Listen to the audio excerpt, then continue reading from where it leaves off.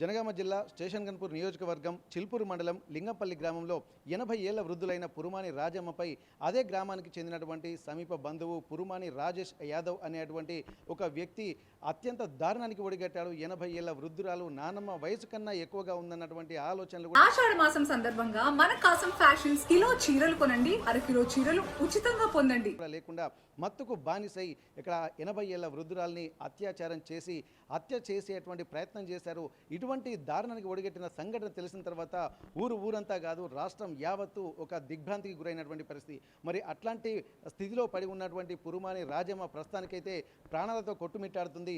ఇక్కడ ఎంజీఎం ఆసుపత్రిలో వరంగల్లో ఇక్కడ చికిత్స పొందుతున్నటువంటి యాదమ్మ వారి బంధువులు ఇక్కడ చాలామంది ఇక్కడికి ఉన్నారు. ఒక్కసారి సంఘటన ఏం జరిగింది, మరి కాలం ఎటువైపు వెళ్తుంది, మనుషులు ఎట్లాంటి ప్రవర్తనకు లోనవుతున్నారు, ఇంత దారుణానికి ఒడిగట్టడం వెనుక అసలు కారణాలు ఏంటి, మరి ఎందుకు ఇట్లాంటి అఘాయిత్యాలకు పాల్పడుతున్నారనేటువంటి కోణంలో కూడా ఆర్టీవీ గ్రౌండ్ రిపోర్ట్ ద్వారా తెలుసుకున్నటువంటి ప్రయత్నం చేస్తుంది. ఒక్కసారి తేడా తెలియకుండా ఇక్కడ గంజాయికి మత్తు పదార్థాలకు బానిసైనటువంటి కొంతమంది యువకులు అత్యాచారాలకు ఒడిగడుతున్నటువంటి పరిస్థితి. ప్రస్తుతానికైతే మొన్న స్టేషన్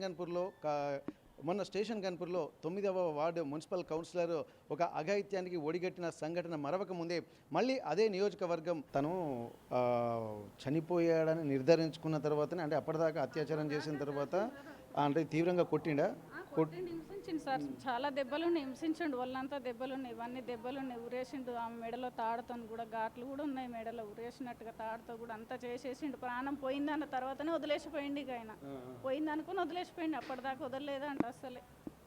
మరి ఇప్పుడు రాజేష్ ఆయన ఎట్లాంటి వాడమ్మా? ఇప్పుడు 25 ఏళ్ళ యువకుడు అంటే ఇప్పుడు మరి ఏమన్నా మత్తు పదార్థాలకు బానిస అవుతున్నాడా, లేకపోతే అసలు ఏం జరిగింది? మేము 8 సంవత్సరాల నుంచి ప్రస్తుతం హైదరాబాద్లో ఉంటలేము సార్ సరిగ్గా. అంతకుముందు అయితే బాగానే ఉండేవాడు, ఇప్పుడైతే మత్తు పదార్థానికి అలవాటు అయిండు అని ఊర్ల వాళ్ళు కూడా అంటున్నారు. చాలా మంది డ్రింక్ తాగుతాడు, గంజాయికి అలవాటు ఉందని అంటున్నారు. మరి మనం మొత్తం అయితే ఇక్కడ లేము కదా అంటున్నారు. ప్రస్తుతం ఊరు కూడా అంటున్నారు గంజాయికి అలవాటు పడ్డాడని. గంజాయికి అలవాటు పడ్డ మనుషులని ఇట్లా చేస్తే తల్లి అయినా, చెల్లి అయినా, భార్య అయినా, అక్కలైనా అందరూ ఒకటే కదా. తనకి నానమ్మలు ఉన్నారు, తనకి అమ్మమ్మలు ఉన్నారు, తనకి చెల్లెలు ఉంది, తనకి తల్లి ఉంది, అందరూ ఉన్నారు. మన తల్లిని కూడా అట్లా చేసుకోవచ్చు కదా. మరి అంత అది అనిపిస్తే ఆయనకి ఎలాంటి శిక్ష అయినా చేయాలి. దయచేసి ఆయన బయటికి రాని. మరి ఎట్లాంటి శిక్షలు కావాలనుకుంటారమ్మా? అత్తం ఏమంటుంది? మీ అత్తం ఏం చెప్పింది? నేను చంపేయాలి, ఉంచొద్దని చెప్తుంది సార్. ఆమె కూడా భయపడుతుంది, నిద్రలో కూడా అలికిళ్ళ కూడా వాడిని ఉంచొద్దు, పోలీసులు ఏం చెయ్యరు, బయటికి రానియరు, మళ్ళీ పంపిస్తారు, చంపేసి అనమాడని చెప్పి నన్ను నమ్మించి తలుపు తీపిచ్చి నా మీద ఇప్పటికి కూడా ఏడుస్తూనే ఉంది. అట్లనే ఉన్న పిల్లలు ఉలికి పడుతుంది సార్. అంత ఘోరంగా చేసేసింది ఆమెని. ఆమె ఇప్పటికి కూడా కోలుకునే పరిస్థితి అనిపిస్తలేదు మాకు, అంత భయంకరంగా ఉన్నామని చూస్తుంటే. దయచేసి ఆయనకి ఎలాంటి శిక్ష అయినా వేయండి, బయటకు జీవితాంతం రావద్దు. ఇంకొక పిల్లలు కూడా నేర్చుకోవద్దు సార్ ఆడు వలన. జీవితంలో ఉండకూడదు కూడా, ఆడు భూమి మీద అస్సలు ఉండకూడదు. దయచేసి చెప్తున్నాను సార్. డాక్టర్లు వచ్చి పరీక్ష చేసారు. ఇప్పుడు ఆమె హెల్త్ కండిషన్ ఎట్లా ఉంది అమ్మది? ఇంకా రిపోర్ట్స్ ఇవ్వలేదు సార్. రిపోర్ట్స్ ఇస్తే చెప్తామంటున్నారు. రిపోర్ట్స్ ఇవ్వలేదు. సాయంత్రం 5 గంటలకు రిపోర్ట్స్ వస్తాయంట. ఆ రిపోర్ట్స్ వస్తే కానీ ఆమె దేవుడి దయ వలన ఏమైందనేది తెలుస్తుంది సార్. అప్పటి వరకు ఏం చెప్పలేము మేము. ఇప్పుడు మీరేమవుతారమ్మా? బిడ్డ నేను. అమ్మ బిడ్డవా? ఓకే, పెద్ద బిడ్డనా? ఓకే. ఇప్పుడు మీ అమ్మతోటి మాట్లాడిన తర్వాత ఏం చెప్పింది? ఏమైనా మాట్లాడిందా మీతోటి? నాకేం చెప్పలేదు సార్. అప్పుడు నా కాలు లేదు ఆమె, నేను వచ్చినప్పుడు నాకు కాలు లేదు. ఎరుక కాగానే నేను ఊరికొచ్చిన, మా అత్తగారింటి ఇక్కడికి వెళ్ళి వచ్చిన. నేను మీరు ఎన్ని సంవత్సరాలు ఉంటారమ్మా? 50 ఉంటా కావచ్చు సార్. ఇప్పుడు రాజేష్ మీకు ఎట్లా బంధువు అయినాయి? నాకు ఆ పొలగాడే తెలియదు, నాకు తెలియదు సార్. నేను చూడలే ఆ పిల్లగాడు ఎట్లున్నాడో నేను చూడలే. నేను ఎక్కువ రాను సార్ మా అమ్మగారికి. ఎప్పుడన్నా మా అయ్య చచ్చిపోయిన కానీ వస్తలేను నేను. అది వరకు మస్తు వచ్చేది నేను. మా డాడీ ఏమంటే చచ్చిపోయిండు, ఇక వస్తలేము. ఏదన్నా పండుగ అయితేనే వస్తాం పోతాం. ఇక నాకు అమ్మ గురించి తెలియదు సార్. నేను రా అని మొత్తుకుంటున్నా కానీ రాదు. ఎవరింటికి రాను. ఇప్పుడు మీరేమవుతారమ్మా? నేను చిన్న బిడ్డను సార్. నేను చిన్న బిడ్డను. ఏమవుతుంది? మా అమ్మ. నేను చిన్న బిడ్డను. అయితే అప్పుడప్పుడు నేను లేపాడుతాను, ఏమైందమ్మా నీకంటే నన్ను వచ్చి ఇట్లా ఓంకారిని అని నన్ను డోర్ కొట్టిండు. బాపమ్మ నేను ఓంకారిని వచ్చిన అంటే, నా ఓంకారి గారు రాలేడు ఇప్పుడు అంటే, వచ్చినా బాపమ్మ నేను నాకు ఆకలితుంది, డోర్ తీయవా బాపమ్మ అంటే మనవాడని పేరు వీరు చెప్పిండా? అంటే ఇప్పుడు అప్పటిదాకా ఈ రాజేష్ అనే కాకుండా ఓంకార్ అని చెప్తేనే తీసిందట ఆ డోరు.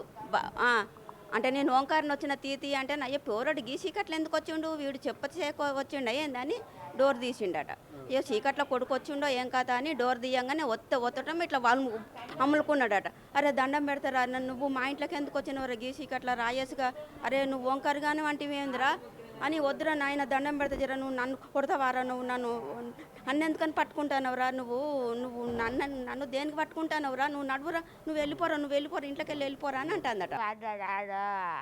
ఓంకారు అది బతుకున్న దండం పెట్టిరా, నన్ను అద్దురా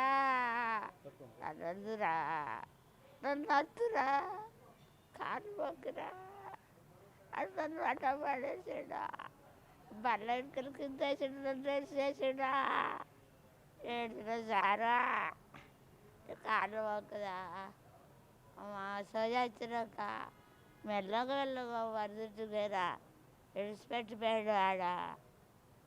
నేను సరి రాకుండా నేను మాట్లాడితే నన్ను చంపపోవు, నా సిద్ధ బంధువులు కూడా కేసు వేసిరా, అందరు వేసిరా, నేను బాడవాళ్ళకన్నా అందరూ మీద నేను మీ లింగ పెళ్ళి వాళ్ళు అడుగుర్రి ఆ బుసని మంచిదా చెడ్డదా అడుగురు సార్.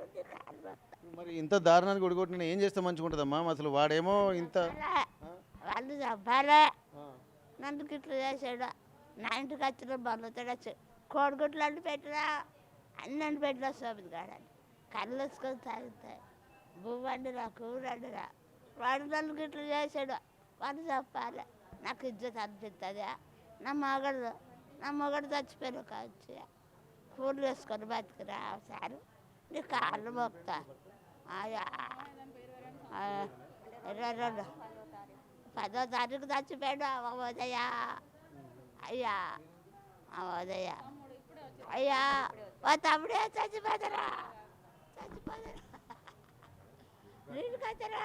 ఇబ్బంది పడుకుంటా వచ్చి డోర్ తీసేసరికి వెంటనే తనని మాత్రం అమాంతం ఇట్లా అలుముకున్నట్టుగా తెలుస్తుంది. తను ఒక్కసారి చూసేసరికి ఒక ఇబ్బందికర వాతావరణం, ఎన్నిసార్లు కాళ్ళ వేళ్ల మీద పడినా కానీ తనను తీవ్రంగా కొట్టి చిత్రహింసలు పెట్టి చివరికి అత్యాచారం చేశాడని చెప్పి అంటున్నారు.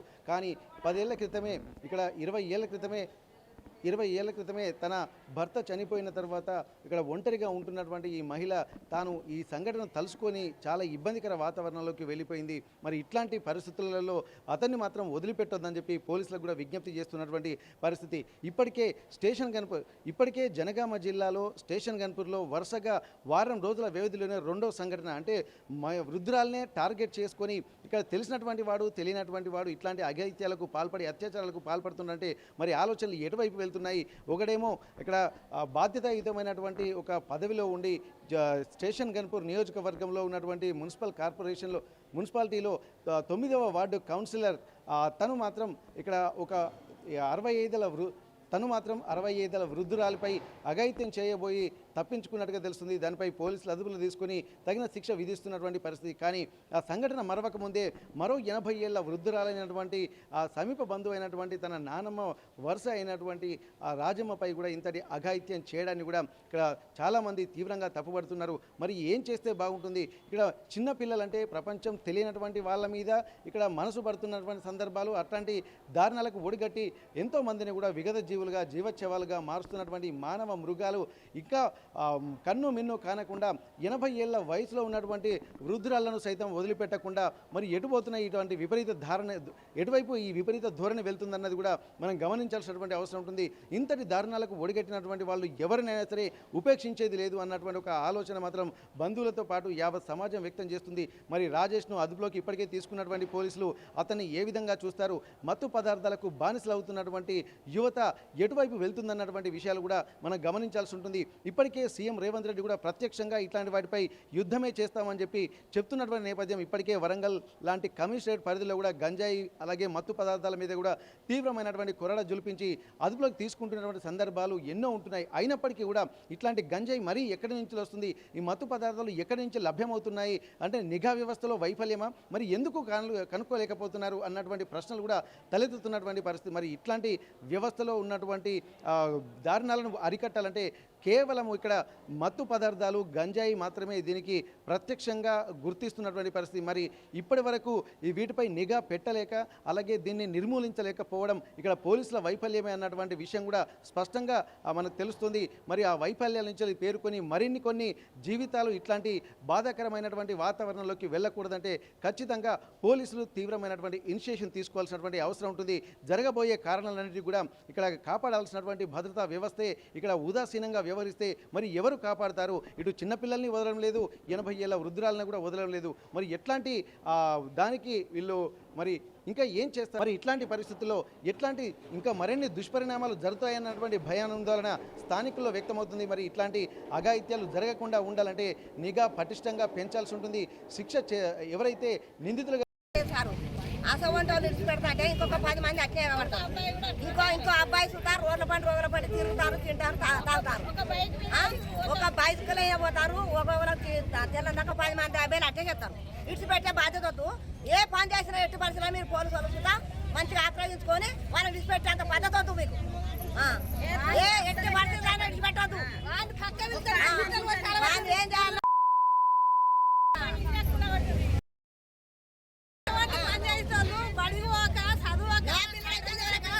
పని చెప్పకుండా తినకుండా తిరిగేటోళ్ళు పని చేసే పక్క వెళ్తారు. అది పద్ధతి.